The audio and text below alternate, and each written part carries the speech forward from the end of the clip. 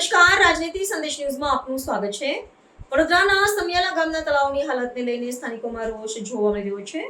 વિકાસના દાવાઓ વચ્ચે તળાવમાં ગટરનું ગંદુ પાણી ભરાઈ રહ્યું હોવાના આક્ષેપ સાથે ગ્રામજનોએ તંત્ર સામે નારાજગી વ્યક્ત કરી છે। ગ્રામજનોનું કહેવું છે કે વારંવાર રજૂઆત છતાં સમસ્યાનો ઉકેલ આવ્યો નથી। ત્યારે શું છે સમગ્ર મામલો, જોઈએ આ અહેવાલમાં। તળાવના વિકાસની વાતો વચ્ચે વડોદરાના સમિયાલા ગામમાંથી સામે આવ્યા છે બેદરકારીના દ્રશ્યો। સમિયાળા ગામના તળાવ પાસેથી પસાર થતી ગટરની લાઈન તૂટી જતા ગટરનું ગંદુ પાણી સીધું તળાવમાં ભરી રહ્યું છે, જેના કારણે તળાવનું પાણી પ્રદૂષિત થઈ રહ્યું છે અને આસપાસના રહેતા ગ્રામજનોમાં રોગચાળો ફેલાવાનો ભય જોવા મળી રહ્યો છે। એક તરફ તળાવમાં કાચનું સામ્રાજ્ય જોવા મળી રહ્યું છે, તો બીજી તરફ ગટરના ગંદા પાણીના કારણે સ્થાનિકોની મુશ્કેલીમાં વધારો થયો છે। ગ્રામજનોનો આક્ષેપ છે કે બુડા સહિતના જવાબદાર તંત્રને અનેક વખત રજૂઆત કરવામાં આવી છે, છતાં આજ દિન સુધી કોઈ નક્કર કામગીરી કરવામાં આવી નથી। લાંબા સમયથી સમસ્યાનો ઉકેલ ન આવતા આખરે ગ્રામજનો એકત્ર થયા હતા અને વિરોધ નોંધાવી તાત્કાલિક કાર્યવાહી કરવાની માંગ કરી હતી। હવે જોવાનું રહેશે કે ગ્રામજનોના વિરોધ બાદ તંત્ર દ્વારા ક્યારે પગલાં લેવામાં આવે છે। સરસ વાત કરી તમે કે સુંદર તળાવ, પણ કેમેરામેન બતાવશે પછી કે સુંદર તળાવ કેવું છે। સુંદર તળાવ બનાવીએ ને તો બની જાય એવું છે, પણ છે નહીં, અને કેટલા વર્ષોથી નહીં। અત્યારે તો એ સુંદર કહેવાય જ ના। અત્યારે તો મસ્ત મગરોનો વસવાટ છે, ગામ લોકોનો ભય છે અને બીમારીનું એક મસ્ત સામ્રાજ્ય છે। આ એક તળાવ છે।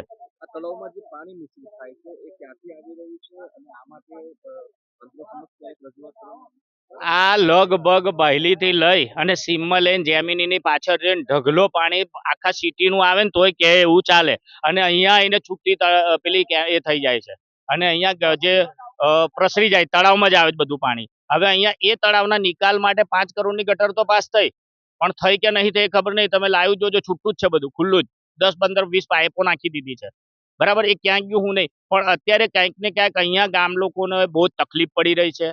આરોગ્યમાં આગળ ચોમાસામાં બહુ ભયંકર ઊભું થવાનું છે। મગરો કંઈક પશુઓ ખેંચી ગયા છે, કદાચ હવે માણસની રાહ જોતા હોય તો એવું હોય તો એકાદ બલીનો બકરો બની જશે, એનો વાંધો નહીં, અને પછી એ જાગૃત થઈ જશે, તાત્કાલિક વર્ષે આ બધું થશે, વોટ એવર।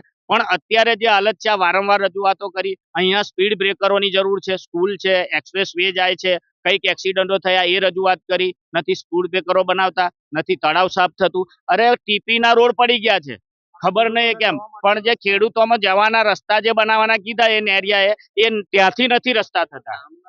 લોકોની સુવિધા સચવાય એના માટે જ ક્યાંક ને ક્યાંક પાણી ચોરી નહીં વધારતું છે। નેતાજનને આ વસ્તુની અજાણ છે, વિપરીત છે, એ લોકો શા માટે લોકો ચિંતા નથી પછી કાન બેરા 100%ની વાત સાચી તમારી। સરસ પ્રશ્ન છે કે વારંવાર રજૂઆતો થાય, પેપરથી રજૂઆત થાય, મૌખિક રજૂઆત થાય, મીડિયા કર્મચારીઓ રજૂઆત થાય, પણ તોય પ્રશ્ન ઊંઘ ઉડતી નથી। એટલે સીધી વસ્તુ છે કે બોલવા દો, બોલશે ને આપણે તો બેહી રહેવાનું, મસ્ત કમાવાનું છે। હવે એ ખબર પડે, મીડિયા દ્વારા ખબર જ છે બધાને કે આ તંત્ર એટલું અઘરું, સમિયાલાનું તંત્ર જેટલું અઘરું છે। સમિયાલામાં લક્ષ્મીપુરામાં વિકાસ થતો નથી, આવું ને આવું ત્યાં તળાવ, ખેડૂતો બહુ પરેશાન થયેલા છે ભાઈ, સોલિડ। ત્યારે આ સમસ્યામાંથી છુટકારો મળતો સમિયાના લોકો ખૂબ શાંતિથી જીવે। 100%। એના માટે સારામાં સારા કાર્યકર્તાઓ ઊભા થાય, કાં તો સારામાં સારા સરપંચ આવે, કોઈ જેને કામ કરવું છે, જે ગામમાં રહે છે, જેને વિકાસ કરવો, જેને નામ કરવું છે, એવો સરપંચ આવશે એ દિવસ 100% આ ગામનો વિકાસ થશે ને થશે। મનીષભાઈ ઘોડાવાલા।